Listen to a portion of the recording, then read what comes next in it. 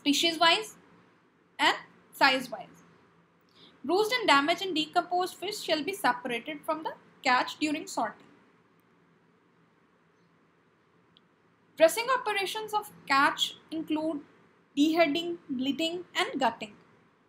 This has to be carried out as fast as possible without significant bacterial contamination.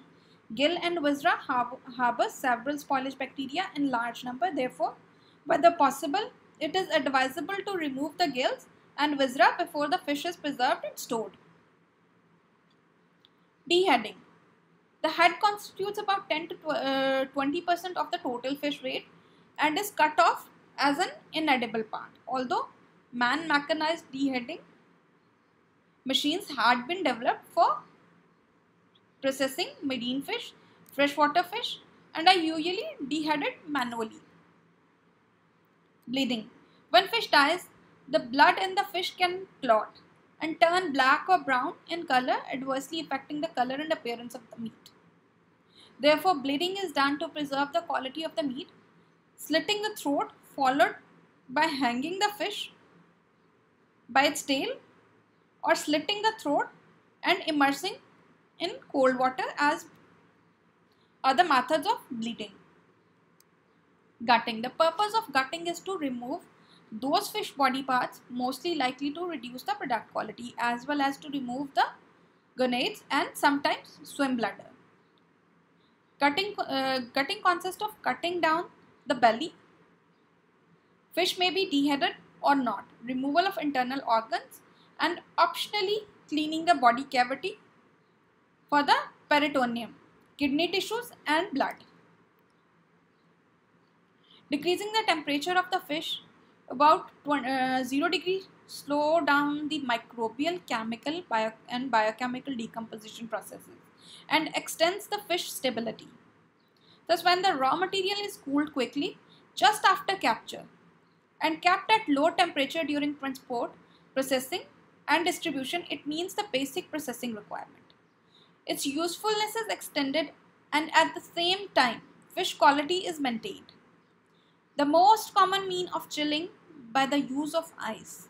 Ice is available in several forms such as blocks, plates, tubes, shells, soft and flakes. In modern fish processing plants, especially the small ones, flake ice generator dominate as flake ice ensure major contact surface with fish, hence higher cooling capacity. Low production cost, relatively dry, and will not stick together to form clumps when stored. Fish will spoil more quickly if it has struggled for long in the net and inboard than a fish which is killed quickly. Its stomach is full while catching. It is bruised while catching and handling. Transportation of chilled fish. Fish is transported both through air and land. Land transportation of chilled fish is carried out in insulated and mechanically refrigerated vehicles with minimum inside temperature of about 7 degrees centigrade. Boxes for land transportation are made of wood, aluminium, high density polyethylene, expanded polyester, and the ideal fish transportation box should be lightweight yet strong enough to withstand the combined weight of fish, ice, stacking, and should have good insulation properties. Boxes are usually made of double bottom to collect the melt water. Air shipment of chilled fish require a lightweight and protective container. Modern insulated containers are made of high density polypropylene with polyurethane insulation. Instead of ice, pads of non-woven fabric and encapsulating synthetic absorbent powder are used for chilling of air shipped fish.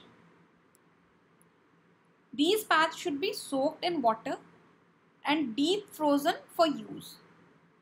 Plywood boxes insulated with 1.2 cm thick foam polystyrene slabs are found to be more useful to transport the fish over a longer distance, including duration of about 60 to 80 hours.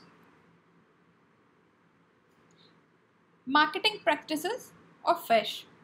The fish marketing is normally done at the collection centers, which are mainly situated in the area of fish landing.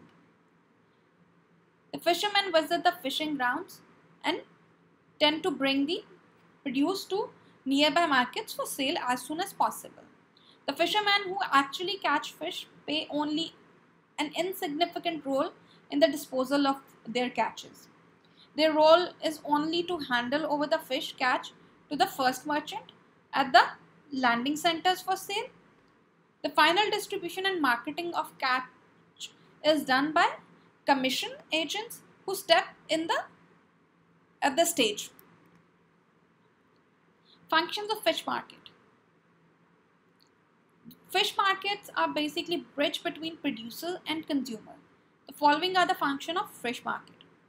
All type of fish are brought together for selling, transportation of fish, storage of fishes, business problems can be solved, fish can be graded here, money transaction take place in market, time and distance is saved.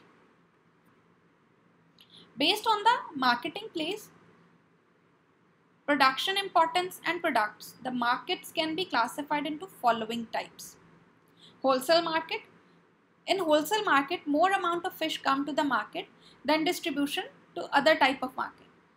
Wholesale market can be grouped into two types, a primary wholesale market and a secondary wholesale market.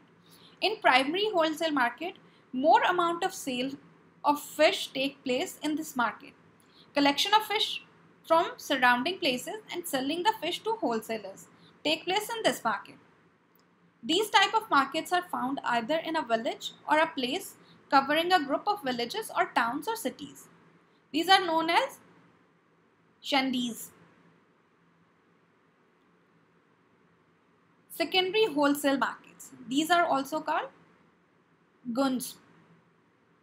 The fish are brought from the primary wholesale market and are sold to the wholesalers. Second type of market is terminal markets.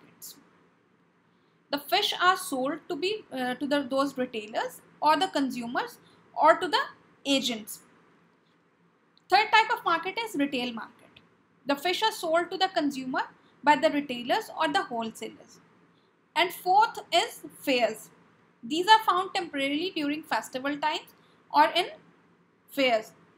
The fishes are sold directly to the consumer.